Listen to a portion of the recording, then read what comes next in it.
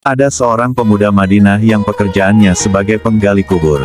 Pemuda ini gemar mencuri barang-barang berharga yang dikuburkan bersama mayat.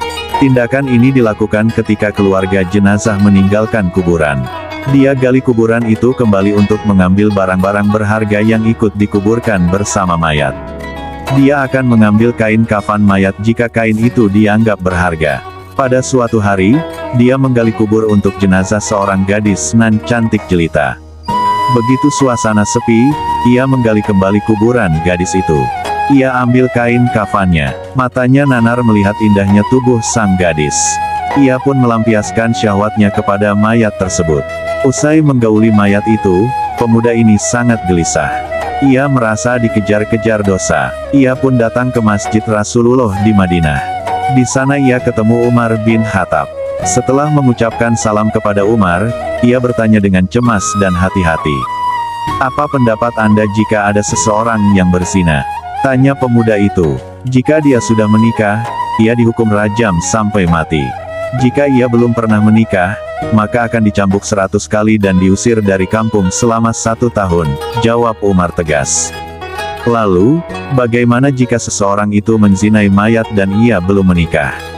tanya pemuda itu sejurus kemudian. Umar terdiam. Bulu kuduknya berdiri mendengar pertanyaan pemuda tersebut. "Sungguh keterlaluan, saya tidak bisa membayangkan sebesar apa dosanya. Siapa gerangan orang yang melakukan perbuatan keji seperti itu?" tanya Umar gusar. "Saya sendiri wahai Umar, apakah Allah masih mau mengampuni perbuatanku?" Sang pemuda mulai bimbang. Umar terdiam. Ia masuk ke dalam masjid dan ia menangis. Rasulullah yang berada di masjid heran melihat kondisi Umar yang demikian itu.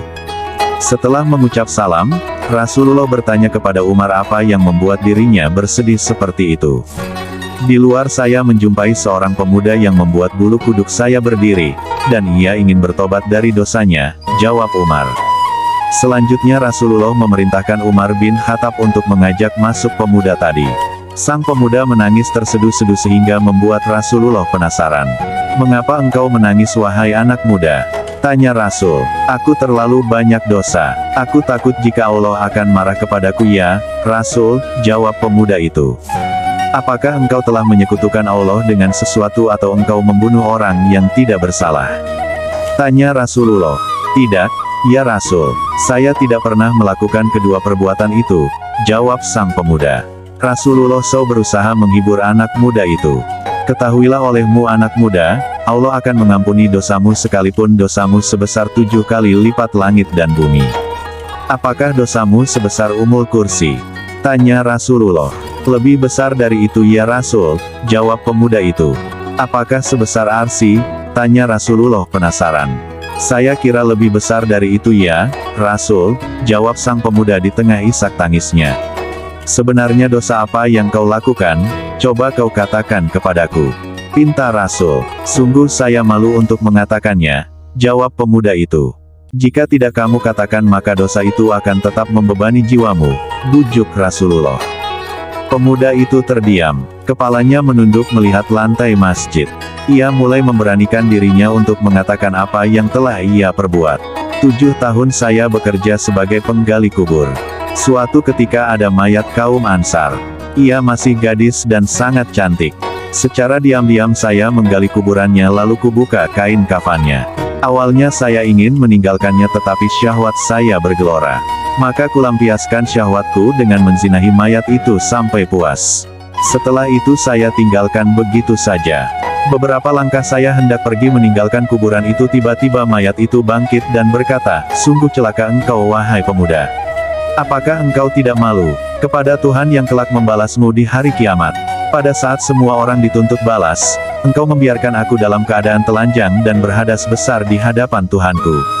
Mendengar pengakuan pemuda ini, Rasulullah sangat marah dan seketika itu berdiri dan berkata, "Wahai pemuda fasik, tempatmu memang pantas di neraka.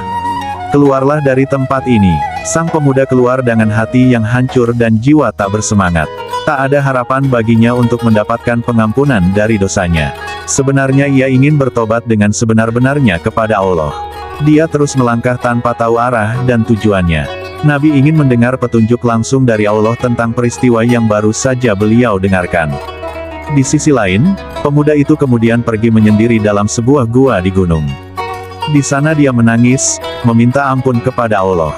Dia bersumpah tak akan keluar dari gua sebelum Allah memaafkannya dan menyampaikan ampunannya itu lewat Rasulullah. Setelah 40 hari, tubuh dan wajah pemuda itu berubah drastis. Selama di dalam gua, dia hanya bertahan hidup dengan makanan yang dia temukan dalam gua. Ia berdoa, "Oh Tuhannya Nabi Muhammad, Tuhan Nabi Adam dan Hawa, jika aku telah Engkau ampuni sampaikanlah kepada Nabi Muhammad dan para sahabatnya. Namun jika Kau menolak tobatku ini, bakarlah aku di dunia dan bebaskan aku dari siksa di akhirat. Sungguh saya tidak akan sanggup menerima siksamu di akhirat kelak." Bersamaan dengan itu Allah mengutus malaikat Jibril untuk menemui Rasulullah. "Wahai Muhammad, Allah menyampaikan salam kepadamu," dan Allah bertanya, "Apakah engkau yang menciptakan makhluk?" Tanya malaikat Jibril. "Allah yang menciptakan diriku dan semua makhluk," jawab Rasulullah. "Apakah engkau yang memberikan rezeki kepada mereka?" Tanya Jibril. "Tidak, hanya Allah yang mampu memberikan rezeki kepada makhluknya," jawab Rasulullah. "Apakah engkau yang menerima tobat mereka atau engkau yang menghukum mereka atas dosa-dosa mereka?" Tanya malaikat Jibril. "Maha suci Allah yang maha memberi pengampunan," jawab Rasulullah. "Wahai Muhammad, Allah berfirman, maafkanlah hambaku, karena aku telah mengampuninya," kata malaikat Jibril. Selanjutnya, Rasulullah memanggil pemuda tersebut dan memberitahukan bahwa Allah telah mengampuni dosanya dan menerima tobatnya. Tak lama kemudian pemuda ini meninggal dunia.